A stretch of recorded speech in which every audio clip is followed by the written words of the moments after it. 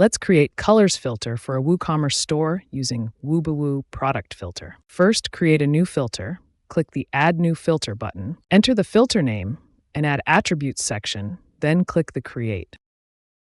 Open the Attributes filter, select the color attribute and enable title.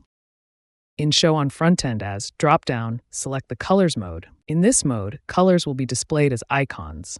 Let's make the icons square and increase their size. Now you need to select a color for each attribute value. The Colors filter can combine attributes into groups, which is convenient if, for example, you have 7 variations of a red shade. We need to save the filter to move further. Let's add our filter to the store page using a widget. In the widget search, type Filter to find it faster, add the filter into the sidebar section, select the filter we configured from the list, and publish. As a result, we have a color filter with the ability to select multiple colors at once, select a group of colors, or use images for filtering. Try it for free and see for yourself that it is the best WooCommerce filtering solution to increase store conversion.